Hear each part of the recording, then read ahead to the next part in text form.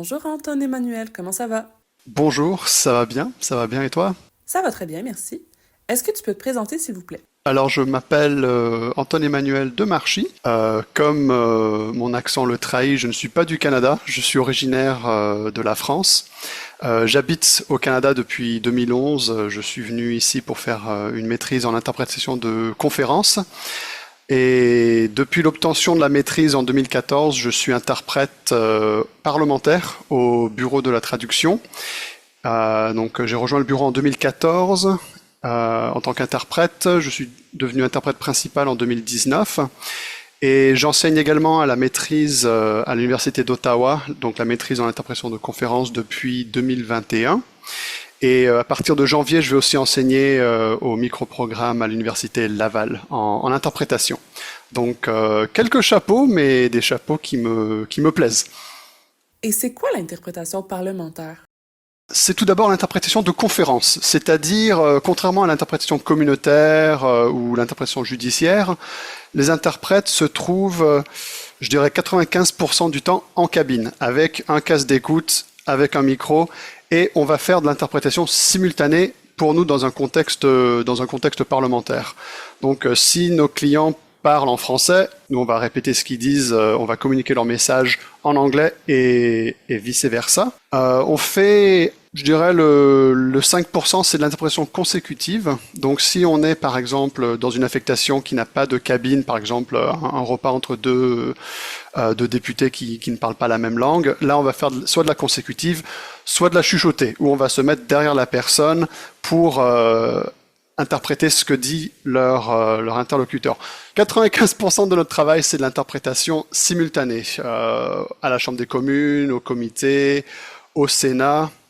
En tant qu'interprète du gouvernement, on interprète aussi hors de l'enceinte parlementaire, donc la colline du Parlement, pour aussi les organismes, les ministères, etc. du gouvernement. Parce que même si nous, les interprètes, on est rattachés au Parlement, on reste des fonctionnaires de la fonction publique et donc notre employeur, c'est le Bureau de la traduction, c'est le gouvernement fédéral, donc on interprète aussi pour le gouvernement fédéral.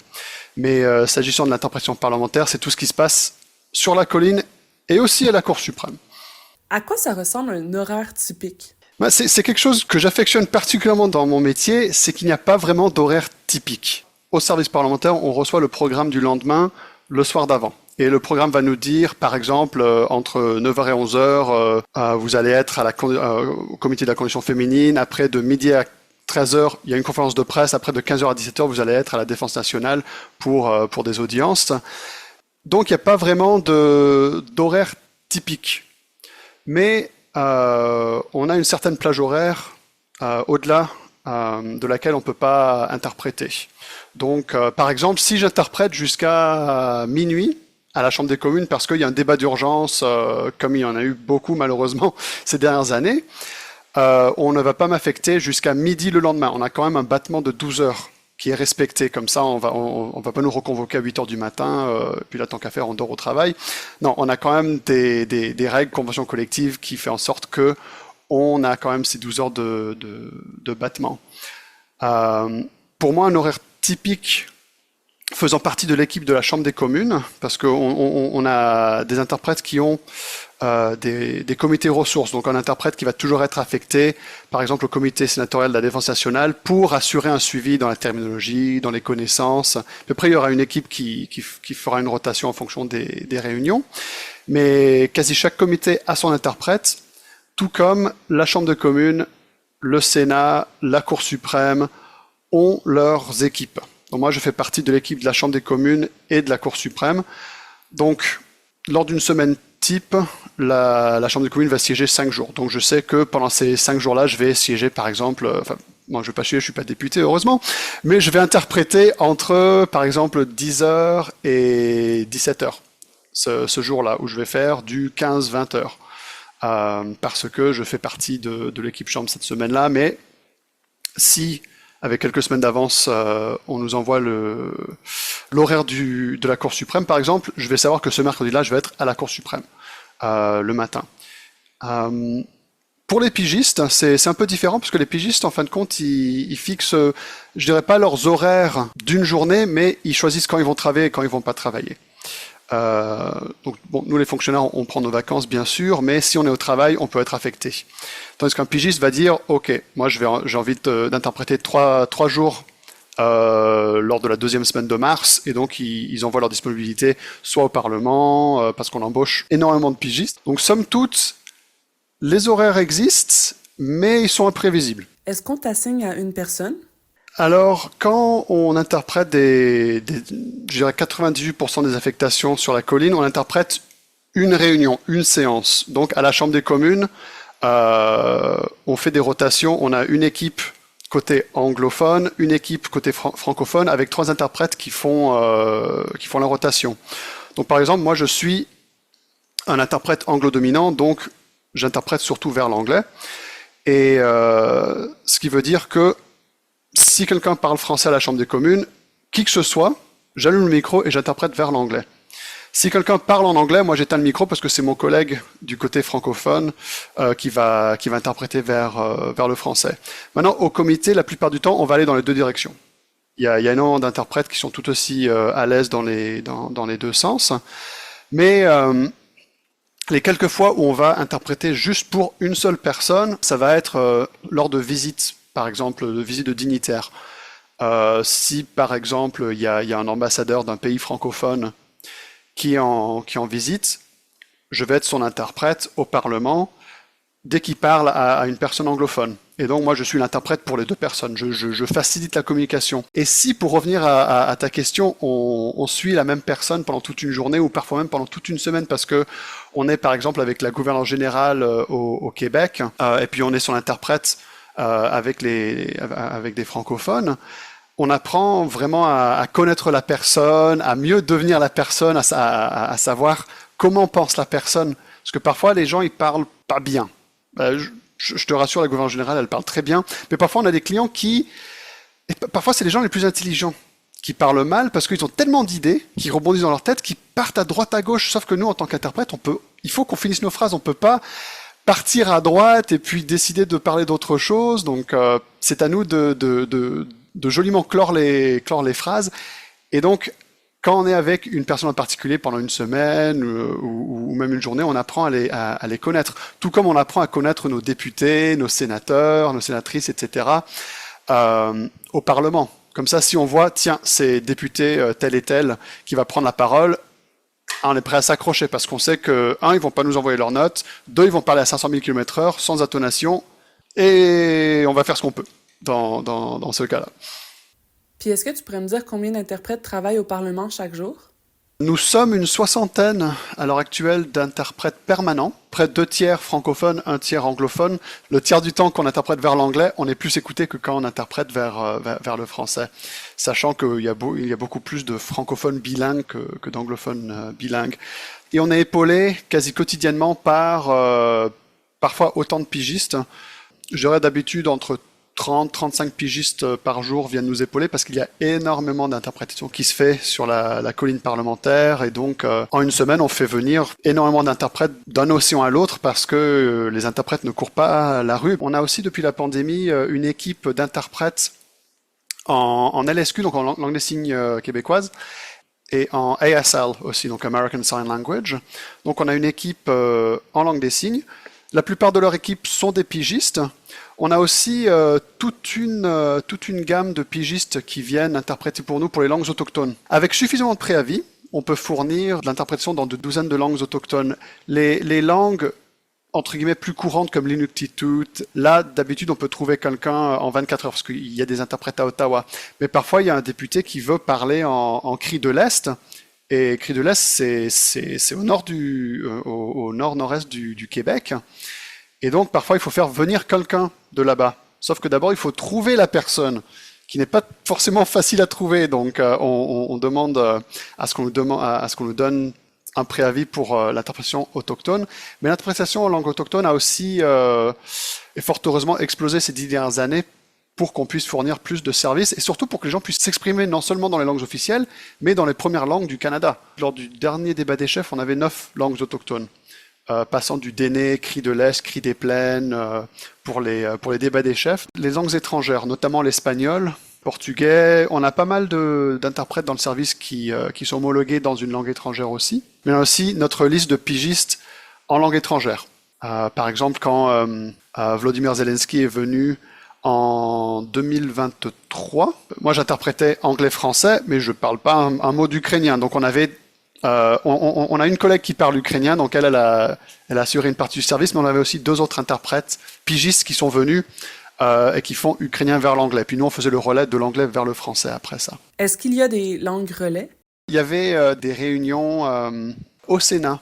Et il y avait dans le même panel des personnes qui parlaient le cri de l'Est, donc le cri qui se parle au Québec, mais aussi des personnes qui parlaient le cri des plaines, qui, comme le nom l'indique, est plus dans les plaines, en Manitoba, etc. Et donc, il fallait qu'on assure la communication entre 4 langues. Sauf qu'il n'existe pas d'interprètes qui vont du cri des plaines vers le français ou du cri de l'Est vers l'anglais. Alors il fallait qu'on aille cri de l'Est français, français anglais, anglais cri des plaines. Donc nous, les interprètes en langues officielles, on était là au milieu et on attendait l'interprétation. Par exemple, si quelqu'un du Manitoba parlait, il parlait en cri des plaines et nous on attendait que l'interprète autochtone nous rende ça en anglais, on interprétait vers le français et puis après l'autre interprète passait du français au cri de l'Est. Et parfois, le relais, ça peut prendre du temps. Parce que les interprètes, ils réfléchissent quand même. Il faut quand même réfléchir dans le métier. De temps en temps, c'est mieux. Et donc, différents interprètes ont un différent recul. Juste pour assaisonner ce point-là. Par exemple, il y a ce qu'on appelle les jardiniers et les bâtisseurs. Les jardiniers, ce qu'ils font, c'est que avant de commencer à interpréter une unité de sens, et donc les jardiniers vont planter les graines pendant qu'ils écoutent de leurs phrases, mais ils vont attendre que pousse une fleur ou quoi que ce soit, et après ils vont en faire la moisson pour communiquer l'unité. Sauf que nous autres, les bâtisseurs, dès que la phrase commence, on commence à mettre des briques, et on construit notre mur au fur et à mesure de la phrase. Donc les bâtisseurs ont souvent moins de recul que les jardiniers, qui eux attendent un peu plus. Maintenant, les bâtisseurs, il faut qu'ils apprennent à retomber sur leurs pattes si jamais la personne qui parle change complètement de phrase ou si on s'enfarge, surtout vers le français, dans une conjugaison ubuesque parce qu'on a décidé de commencer avec l'imparfait du subjonctif et d'un seul coup il parle de quelque chose qui va se passer. Là, il faut qu'on apprenne à retomber sur nos pattes, à bien finir le mur et à passer au prochain. Et donc, avec cette histoire de recul, en fonction du recul des interprètes, on peut avoir parfois 10 secondes entre la première personne qui parle et la personne qui écoute. Sauf que parfois c'est un peu malaisant parce que la personne qui écoute, à la fin de la ligne, parfois se tourne vers la cabine parce que la personne, et à juste titre, se dit mais là, mon collègue, ça fait 10 secondes qu'il parle, sauf que moi, ça fait 10 secondes que j'entends que dalle dans mes oreilles. Et on peut pas leur dire patientez un peu, ça arrive. Moi, j'ai toujours rien dans mon oreille anglophone, donc là, la francophonie, là, ça marche pas pour l'instant. Alors, il faut qu'on attende. Et puis, je sais que à l'Union européenne, ils ont souvent ce cas de figure aussi, parce que va chercher un interprète qui va du slovène au maltais, c'est pas possible. Donc, si c'est maltais, français, français, allemand, allemand, slovène, ça va aussi passer, ça va faire l'international avant d'arriver à la Valette. Donc, c'est vrai que parfois ça prend du temps, mais après les premières minutes, les clients y réalisent. Et souvent les greffiers vont dire, puisque nous avons plusieurs langues aujourd'hui, il pourrait avoir un petit délai entre ce qui est dit et ce que vous allez entendre. Parce que parfois, quelqu'un va finir sa phrase et va vouloir continuer de parler. Parce que la personne, par exemple le député qui écoute, n'a pas encore fini d'écouter l'interprétation, donc la personne, le témoin par exemple, va se sentir mal à l'aise et va continuer de parler parce qu'ils disent ils attendent à ce que je continue. Mais après les premières minutes, les gens ils entrent bien dans le jeu et puis ils réalisent que l'interprétation c'est pas immédiat, c'est aussi immédiat que possible. Quand on a fait le G7 cette année par exemple, on avait plusieurs langues parce que qui dit G7 dit souvent des observateurs. J'étais à une assemblée parlementaire de l'OTAN en 2017 à Halifax, il y avait l'interprétation vers le japonais, vers l'arabe, vers le chinois. Donc il y a souvent d'autres langues aussi. Donc parfois on a toute une rangée de cabines avec des interprètes qui parlent qui parlent dans toutes leurs langues. Et dans ces cas-là, quand on a tellement de différents relais, en tant qu'interprète, par exemple, si je vais de l'anglais vers le français, si quelqu'un parle japonais vers le français, moi, il va falloir que d'un seul coup, je passe et que j'écoute en français et que j'interprète vers l'anglais. Parce que moi, ma responsabilité, c'est les deux sens. Alors si j'entends quelqu'un parler français parce que l'interprète d'avant faisait japonais-anglais, mais maintenant l'interprète décide qu'il va faire japonais vers le français, moi, je dois changer de bord et je dois écouter en français et interpréter en anglais. Donc c'est tout ce genre d'exercice qu'on apprend à gérer quand on apprend à devenir interprète, parce que c'est toute une technique aussi d'appuyer sur le bon bouton, parce que c'est malaisant quand on appuie sur le mauvais bouton et puis d'un seul coup il y a quelqu'un qui se lève à la Chambre des communes. Ah, j'entends de l'anglais dans mon oreillette. Et je dis ah non, c'est moi, désolé, j'appuie sur le mauvais bouton. Ça se passe. Hein, et puis nos clients le savent aussi. Mais c'est vrai que quand il y a un débat, on a envie d'écouter dans la langue dans laquelle on veut écouter, et non pas la langue qui nous est servie par l'interprète qui appuie sur le mauvais bouton. Est-ce que tu es appelé à interpréter ailleurs? Ça dépend des jours. Quand le Parlement siège, là c'est du 100% Parlement. Parce que il y a la Chambre des communes, il y a les comités de la Chambre des communes, il y a le Sénat, il y a les comités du Sénat, il y a d'autres réunions, il y a les conseils des ministres, il y a des rendez-vous entre différents députés. Il y a des groupes d'amitié, il y a toute une flopée d'affectations qui se passent sur la colline. Surtout lors des semaines de relâche, on est appelé à interpréter pour des ministères, des organismes qui eux aussi font appel à des interprètes pigistes quand on n'est pas disponible. Par exemple, quand le Parlement ne siège pas, par exemple à Noël ou l'été, très souvent les interprètes vont aller, par exemple, au CRTC pour interpréter les audiences, vont aller à Santé Canada, Statistique Canada, faire des séances d'entraînement, enfin être les interprètes pour les séances d'entraînement, même parfois des réunions de team building. Il y a des interprètes parce que il y a des gens du pays entier qui viennent, donc ils veulent l'interprétation. Et on interprète vraiment tout ce qui touche au Parlement de prime abord, mais aussi au gouvernement. Donc ça peut aller de la plus simple séance d'information sur une nouvelle politique du gouvernement jusqu'aux réunions défense nationale, SCRS, ce genre de choses, parce que on doit pouvoir communiquer dans les deux langues officielles, et donc il faut les interprètes à toutes ces réunions, sauf si tout le monde parle la même langue et puis on en a pas besoin. On n'interprète pas toujours physiquement à Ottawa, avec l'essor des comparutions à distance, avec l'amélioration surtout de la qualité de son qu'on peut avoir sur Zoom, sur Teams ou les autres logiciels qui sont utilisés. Les gens sont beaucoup plus friands de la comparution à distance que les faire voyager à Ottawa pour qu'ils comparaissent. Mais souvent, les comités vont voyager, soit pour entreprendre des voyages pour découvrir divers sujets, par exemple un sujet d'étude sur les pêches en Acadie. On va passer 2 jours en Acadie, visiter les différents ports, différentes villes, villages, etc., rencontrer du monde là-bas, parce que c'est beaucoup plus facile de faire venir les parlementaires quand on parle à tellement de personnes.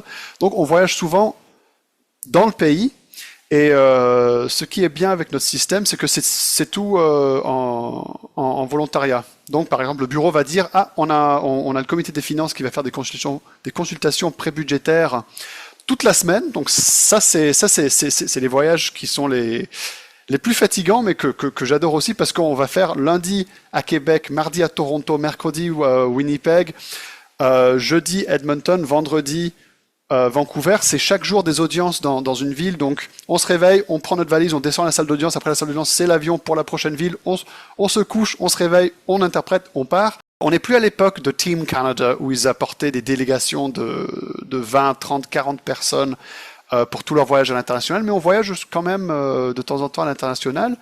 On a une équipe qui était il y a quelques mois en Estonie pour voir pour étudier la situation là-bas, sachant que c'est proche de la frontière russe. On a eu des collègues au Royaume-Uni. Moi-même, je suis allé aux États-Unis quelques fois. La dernière fois, c'était en 2017, à New York, avec le comité des finances, où on étudiait les marchés financiers. Donc on est allé à la bourse de New York, on a vu comment ça fonctionne. C'est très compliqué d'interpréter quand il y a tout le monde qui crie autour de vous. Mais on a l'occasion de voir des choses qu'on verrait pas autrement. Par exemple, j'étais à Colorado Springs en 2016. On est allé sous terre. Bon, je sais pas s'il y a beaucoup de gens de nos jours qui l'ont regardé, mais pour les fans de Stargate, c'était où était supposément le Stargate, sous Cheyenne Mountain. C'est un gros bunker nucléaire. Et c'est super sympa de pouvoir le visiter en tant qu'interprète, parce que c'est pas le genre d'endroit où t'entres juste comme ça en frappant à la porte. Un autre endroit un endroit où j'espère jamais aller en tant que civil, ce sont les prisons du Canada. J'étais interprète ressource en 2017 aussi pour le Comité des droits de la personne du Sénat, qui ont entrepris une étude sur plusieurs mois sur le respect des droits de la personne en prison.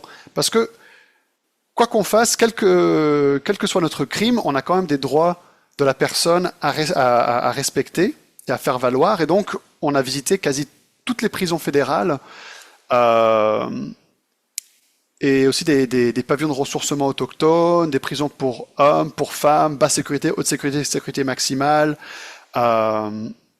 pour nous assurer que les droits de la personne sont toutefois respectés, même si quelqu'un a commis un crime, ils ont quand même des droits. Et donc, dans le cadre de cette étude, sur 2-3 semaines, on a visité quasi toutes les prisons du Canada pour faire une visite, pour voir si tout allait bien. Donc c'est vrai qu'on interprète la plupart du temps au Parlement. Mais pour celles et ceux qui veulent voyager, on peut voyager. On met notre nom, après on tire les noms d'un chapeau. Et puis si notre nom est sélectionné, on voyage. Qu'est-ce que tu fais quand tout le monde parle en même temps? Souvent, des personnes vont parler en même temps quand il y a deux personnes qui sont en train de se chamailler ou de se chicaner. Moi, quand il y a deux personnes qui sont en train de se chicaner, je privilégie la personne qui parlait d'abord. Parce que souvent, quelqu'un va se mettre à parler, mais c'est vrai, quelqu'un commence, présente un point, et quelqu'un essaie de l'interrompre en disant non, c'est pas comme ça, tatati tatata. D'habitude, par défaut, je vais interpréter la personne qui parlait avant. Sauf si la personne qui parlait au début s'arrête et puis que la personne qui l'a interrompu continue, là je vais l'interpréter. Mais il faut, comme 99% de notre travail, prendre une décision immédiate. Tout comme on prend des décisions, comment est-ce que je vais dire ce terme, est-ce que cette information est secondaire, là j'ai du retard, est-ce que je laisse tomber cette information, est-ce qu'elle est importante, est-ce que je peux la laisser tomber, est-ce que je la garde en tampon pour la réinsérer dans la prochaine phrase si j'ai assez de temps. Ça fait partie des décisions qu'on doit prendre plusieurs fois par seconde quand on interprète. Mais malheureusement, s'il y a trop de personnes qui parlent en même temps, tout ce qu'on fait, c'est on annonce franchement au micro, l'interprète regrette, mais il y a trop d'intervenants qui parlent en même temps, donc l'interprétation est impossible. Et on éteint le micro. Et souvent, quelqu'un qui nous écoute va lever la main et va dire les gars, on va se calmer un petit peu, parce que là, l'interprète, il fait de son mieux, mais il peut pas interpréter quatre personnes en même temps.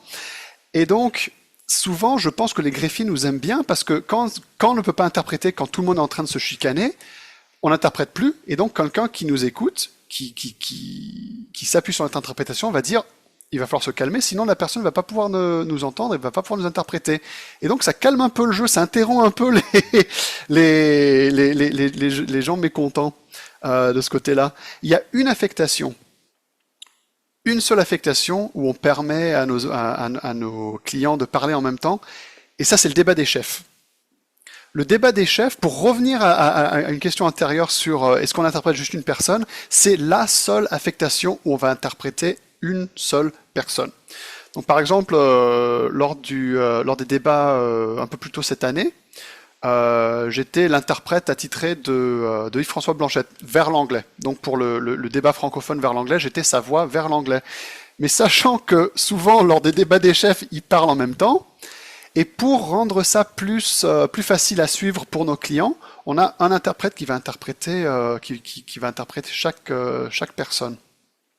Et c'est aussi la seule affectation où un homme va interpréter un homme et une femme va interpréter une femme. Parce que quand on est à la Chambre des communes, on peut pas, je suis en train d'interpréter un bloquiste vers l'anglais, sauf que s'il y a une bloquiste qui se lève, on n'a pas le luxe des chiffres pour dire bon Antoine il va s'arrêter parce que c'est une femme qui parle, on va demander à une interprète au féminin d'interpréter. Et donc c'est vraiment la seule affectation où un homme va interpréter un homme et une femme va interpréter une femme. Comme ça, les gens qui écoutent à la télé, même s'il y a 3-4 personnes qui parlent en même temps, ils vont savoir qui est en train de dire quoi. Nous, on entend seulement notre chef. Donc, par exemple, moi, j'entendais seulement Yves-François Blanchet, et donc je l'interprétais quand il parlait. Et donc, j'entendais à peu près en arrière-plan les autres personnes qui parlaient, mais je ne sais pas ce que eux sont en train de dire. Donc moi, je suis vraiment à fond dans Yves-François Blanchet. Il y avait Pierre Poilievre, il y avait Marc Carnet, il y avait les autres candidats. Et donc, à la télévision, c'était comme si les interprètes étaient en train de se chicaner entre eux, en fin de compte. Mais on ne sait pas quand l'autre interprète va parler. Donc, suffit que mon collègue soit un jardinier et que lui attende 2 secondes avant d'interpréter. Moi, je suis en train de disputer quelqu'un qui a même pas encore, qui s'est même pas encore mis à parler. Donc, on garde souvent une oreille découverte pour entendre les qui sortent de la cabine à côté, pour voir si notre collègue est en train d'interpréter, pour essayer de synchroniser nos chicaneries entre nous. C'est tout un exercice, le débat des chefs. C'est pour ça qu'on a du temps pour se préparer. On fait des tests le jour d'avant. On vient le jour même. On a notre super service de terminologie qui nous donne, une liasse de documents terminologiques. Donc, ils décortiquent tous les programmes électoraux, ils sortent la terminologie, ils nous les donnent, et nous, on peut les utiliser pour nous préparer, parce que souvent, ils vont sortir des noms de programmes et de projets qu'ils ont à l'avenir, dont on ignorait l'existence jusqu'à ce qu'on reçoive le document. Mais ouais, vraiment, c'est le seul moment où on peut interpréter tout le monde, même s'ils parlent en même temps lors du débat des chefs. Et puis on a aussi des interprètes qui font les modérateurs, qui font les gens qui posent des questions aussi, tant en anglais qu'en français, pour le débat des chefs anglophone quand l'interprète vers le français. Qu'est-ce qu'il ne faut pas faire en interprétation parlementaire? Un des grands péchés de l'interprétation, c'est l'ajout d'informations qui n'a pas été dit. On ne veut jamais mettre dans la bouche de l'orateur quelque chose qui n'a pas dit, surtout dans un contexte parfois polémique comme le Parlement. Et parfois, on reçoit même des discours où on a le discours, on dit chouette, j'ai le discours, je vais pouvoir interpréter avec le discours devant moi, mais à la dernière minute, le député va retirer quelque chose parce qu'il dit oh, ça va être trop controversé. Et donc, c'est pour ça qu'on dit toujours la version prononcée fait foi, et non pas le texte qu'on a devant nous fait foi, parce que la version prononcée fait foi, sauf que si l'interprète dit quelque chose, ça fait foi aussi, malheureusement, dans l'autre langue. Et si on dit ce que notre client a décidé de ne pas dire à la dernière minute, on va avoir des problèmes, parce que là, il y a peut-être un député qui va se lever et va dire « Ah, pourquoi il a dit ça? C'est pas gentil, je veux qu'il retire cette phrase. » Et puis l'autre député va dire « Mais j'ai jamais dit ça de ma vie. » Sauf que l'interprète, il avait ça devant lui et il l'a dit. Et c'est pour ça qu'il faut quand même, quand on a le texte devant nous, se détacher des mots, écouter le message et utiliser le texte comme outil et non pas comme bouée de sauvetage. On va pas non plus faire la traduction à vue du texte qu'on a devant nous parce que ce serait trop dangereux, beaucoup trop dangereux. Dans tous les contextes, même pas au Parlement, même hors du Parlement, si c'est une réunion, on veut jamais dire quelque chose qui n'a pas été dit. Comment on devient pigiste? Auparavant, pour pouvoir faire l'examen pour devenir pigiste, il fallait une maîtrise en interprétation de conférences. L'année dernière, c'était ce diplôme plus d'autres exigences. L'année dernière, ils ont changé pour pouvoir permettre à plus de personnes, pour que plus de personnes puissent se présenter à l'examen, ils ont retiré cette exigence d'avoir le diplôme universitaire. Maintenant, le diplôme universitaire est une des conditions à remplir. C'est soit A, soit B, soit C. Avant, c'était le diplôme plus A ou B ou C. Donc, soit il faut un diplôme universitaire, soit il faut 20 journées homologuées d'interprétation de conférences dans les langues officielles, soit il faut 2 ans d'expérience dans un organisme reconnu comme l'OTAN, les Nations Unies, ce genre de choses. Soit il faut faire partie de l'AIC, qui est l'Association internationale des interprètes de conférences. Et d'ailleurs, il y a aussi un site internet du gouvernement où on peut voir les exigences pour les langues officielles, les langues autochtones et les langues des signes aussi, parce qu'on cherche toujours des pigistes dans les différents domaines. Donc pour l'examen d'accréditation, il suffit de répondre à une de ces exigences, puis après d'envoyer un courriel à l'adresse qui se trouve sur cette page en disant voilà pourquoi je suis qualifié, voilà mes coordonnées. Et 1 ou 2 fois par an, on fait un examen d'accréditation externe et les interprètes en devenir, disons, auront à interpréter. Ce qu'on fait dans le passé n'est jamais garant de l'avenir, mais d'habitude, on demande à nos candidates et à nos candidats d'interpréter 2 bandes vers leur langue A, donc leur langue primaire, et 1 bande vers leur langue B. Comme ça, on teste leurs compétences dans les deux langues. Pour chaque examen, on prépare 4 bandes. 2 bandes qui sont plus, entre guillemets, faisables et 2 bandes qui sont plus difficiles. Et donc, si vous êtes anglophone, vous faites les 2 bandes anglaises et la bande plus, je dis entre guillemets plus faisable, parce que ce qui est faisable pour une personne n'est peut-être pas faisable pour une autre. On a tous nos forces et nos faiblesses. Et donc, on demande à nos candidates et à nos candidats d'interpréter ces bandes-là. Et avant la bande, encore une fois, c'est jamais garant du processus à l'avenir, mais on met un peu de contexte en disant ce discours vient de l'Assemblée nationale du Québec à telle date, ministre tel et tel va parler de tel et tel sujet, et puis on leur donne 1 minute pour qu'ils prennent des notes, pour qu'ils mijotent un petit glossaire personnel, comme ça on va pas leur envoyer un discours à la figure sans contexte, parce que c'est pas comme ça que ça marche. Bon, parfois c'est le cas au travail, où on interprète un discours pour lequel on n'a aucun contexte. Mais pour un examen, on veut voir les gens à leur plein potentiel. Donc on leur donne ce contexte pour qu'ils puissent s'épanouir le plus possible, pour qu'il y ait le moins de mauvaises surprises possible. Et puis après, on juge les prestations. Et souvent, en 1 ou 2 mois, on arrive à sortir les résultats. C'est souvent en fonction de ce qui se passe au Parlement. Parce qu'il n'y a pas 36 000 interprètes non plus, donc il faut quand même qu'on assure notre service au Parlement. Donc voilà, donc il y a le site internet, il y a le lien, je peux te l'envoyer si tu veux d'ailleurs. Ouais, je vais te l'envoyer avec les consignes, donc les critères d'admissibilité, puis après comment faire partie de l'examen. C'est pas un examen facile, mais malheureusement c'est pas un métier facile non plus. C'est un métier où une fois qu'on est agréé, on est capable d'interpréter tout ce qu'on peut nous envoyer dans les oreilles. Ça peut être la période des questions, ça peut être les tribunaux, ça peut être quelque chose sur la science nucléaire. Et donc, il faut qu'on soit à un niveau maximal dès le début. Dès qu'on donne cette accréditation, ça veut dire qu'on va vous faire confiance de partout. Et de partout, ça veut dire de partout. Et donc, il faut être absolument sûr que la personne est prête à composer avec tous les défis auxquels on fait face dans le monde de l'interprétation. Merci beaucoup. Un grand merci. D'abord de t'être intéressé à ce sujet, de m'avoir invité, puis d'avoir posé vraiment de très bonnes questions pertinentes qui nous ont permis de faire le tour du métier. Donc non, un énorme merci de m'avoir invité. Est-ce que tu peux me dire où on peut te suivre sur les réseaux? Je suis toujours accessible sur ma page LinkedIn. Donc vous avez juste à chercher mon nom, Anton-Emmanuel Demarchi. Je suis toujours super heureux quand on me contacte parce que j'adore faire rayonner le métier, communiquer. Je vérifie pas mon LinkedIn très souvent, donc peut-être que ça prendra 1 semaine ou 2 avant que je réponde. Mais non, n'hésitez surtout pas, vous pouvez me trouver sur LinkedIn, envoyez-moi un message, ajoutez-moi à votre réseau, ce sera avec plaisir.